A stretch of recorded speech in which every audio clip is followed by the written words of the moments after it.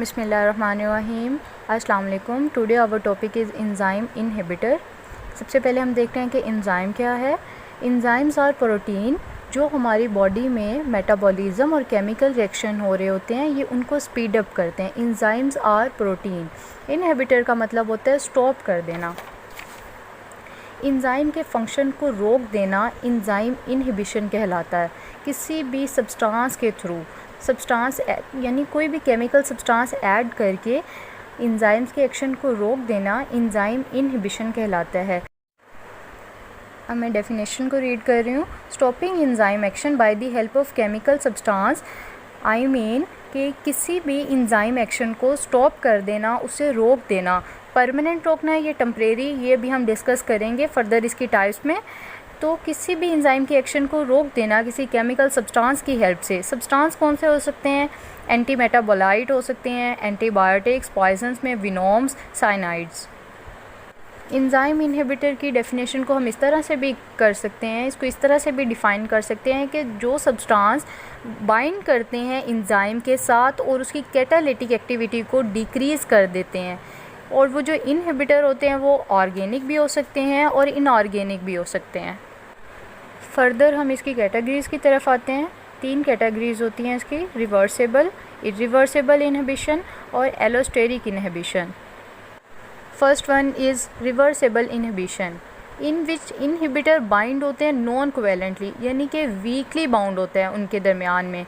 और इनहिबिशन को रिवर्स भी किया जा सकता है अगर इनहिबिटर को रिमूव कर दिया जाए, जैसे पिक्चर में शो हुआ है। आप इसकी पिक्चर की तरफ देखें कि वीक बाउंड बना हुआ है, और ये प्रोसेस जो है ये रिवर्स भी हो सकता है अगर इसके इनहिबिटर जो है वो रिमूव कर दिया जाए।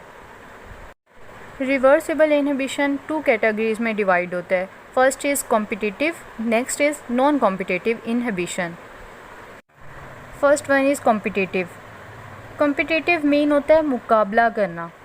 इसमें देखें सबस्ट्रेट भी है और इनहिबिटर भी है।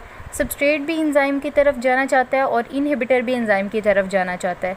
डिपेंड करता है कि किसकी अमाउंट ज़्यादा है। अगर इनहिबिटर की अमाउंट ज़्यादा है तो वो एंजाइम की तरफ जाएगा, अगर सबस्ट्रेट की अमाउंट ज़्यादा है तो वो एंजाइम की तरफ जाएगा।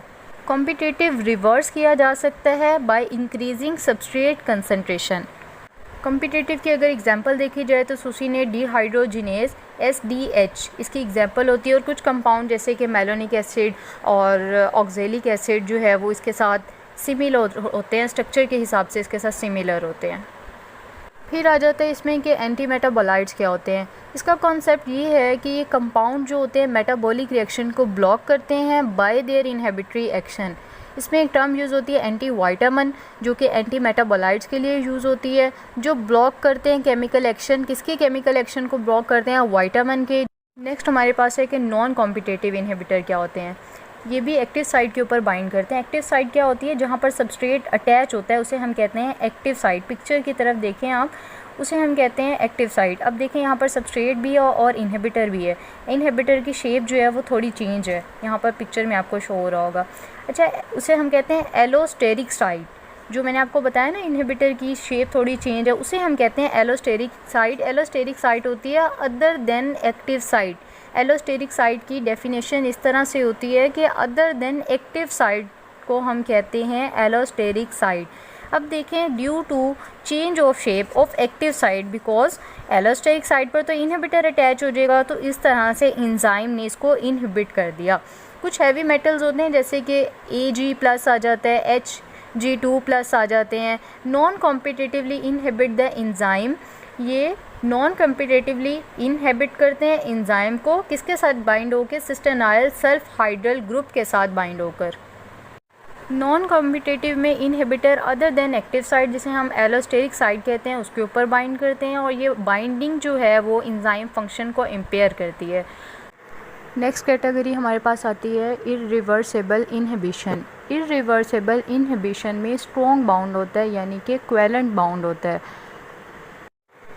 और ये इरिवर्सिबल होता है, इसको रिवर्स नहीं किया जा सकता। मीन्स के एक मरतबा अगर एक्शन को स्टॉप कर दिया गया तो दोबारा एक्शन अपना काम नहीं कर सकता। आइडोएसीटेट इरिवर्सिबल इनहिबिशन है। जो बाइंड करता है सेल्फ हाइड्रल ग्रुप के साथ और एंजाइम के एक्शन को इनएक्टिव कर देता है। Last one is allosteric inhibition. अभी मैंने आपको बताया कि एलोस्टेरिक साइड वो होती है अदर देन एक्टिव साइड को हम कहते हैं allosteric side. Allosteric enzyme exist करते हैं टू कन्फर्मेशनल स्टेट में। सबसे पहले एक होती है टी और दूसरी हमारे पास होती है आर। टी का मतलब होता है टेंस और टॉट और आर का मतलब होता है रिलैक्स। टी और आर स्टेट जो होती हैं वो एक्विलिब्रियम में होती हैं, यानी कि बैलेंस स्टेट में होती हैं। एलोस्टेरिक इनहिबिटर जो होते हैं वो टी स्टेट को फेवर करते हैं, जबकि एक्टिवेटर एंड सबस्ट्रेट जो होते हैं वो आर स्टेट को फेवर करते हैं। तो सबस्ट्रेट बाइंड किसके साथ करता है? आर स्टेट के साथ ही करता है जिसको फेवर कर रहा होता है। देन इसकी एग्जांपल अगर हम लेते हैं, हेक्सोकाइनेज इनहिबिट होते हैं किसके through? Glucose 6 phosphate. Hexokinase inhibited by glucose 6 phosphate. अगर हम समराइज़ करें कि हमने क्या क्या पढ़ा, सबसे पहले हमने देखा कि एंजाइम्स क्या हैं। एंजाइम्स प्रोटीन थे। इनहिबिट का मतलब था स्टॉप कर देना, किसी भी सब्सटेंस की हेल्प से एंजाइम के फंक्शन को स्टॉप कर देना एंजाइम इनहिबिशन था। इसके आगे फर्दर कैटेगरीज पढ़ी थी हमने। सब्सटेंसेस भी हमने कुछ देखे थे जिसमें एंटीबायोटिक, पॉइजन, एटीसी मैंने आपको बता दिया था। एंटी मेटाबोलाइट को हमने डिस्कस कर लिया था। नेक्स्ट इसकी कैटेगरीज की तरफ, रिवर्सेबल, इरिवर्सेबल और एलोस्टेरिक रिवर्सेबल। सबस्ट्रेट के साथ वीक बाउंड बनाते हैं ये। एंजाइम कुछ देर के लिए तो स्टॉप हो जाता है उसका जो एक्शन होता है, लेकिन चांसेस होते हैं कि वो दोबारा स्टार्ट हो जाएगा। इरिवर्सेबल, इन विच के अगर एक बार एंजाइम का एक्शन स्टॉप कर दिया तो दोबारा स्टार्ट नहीं होगा, वो अपना काम दोबारा से स्टार्ट नहीं कर सकेगा क्योंकि उसके अंदर स्ट्रॉन्ग बाउंडिंग थी, यानी कि कोवेलेंट बाउंड था। उसके बाद हमने देखा था कि एलोस्टेरिक में मैंने आपको बताया था कि वो अदर देन एक्टिव साइड, और नेक्स्ट हमने इसको फर्दर डिस्कस किया। उसके बाद कॉम्पिटिटिव और नॉन कॉम्पिटिटिव देखे थे हमने। रिवर्सेबल इनहिबिशन में कॉम्पिटिटिव में बेसिकली मुकाबला करना था, यानी कि डिपेंड करता था अमाउंट के ऊपर सबस्ट्रेट की और इनहिबिटर की। सबस्ट्रेट की शेप इनहिबिटर के साथ मिलती जुलती थी। नॉन कॉम्पिटिटिव में सबस्ट्रेट की शेप इनहिबिटर की शेप के साथ मिलती हुई नहीं होती। Thank you so much. ये था हमारा आज का टॉपिक। अल्लाह हाफिज़।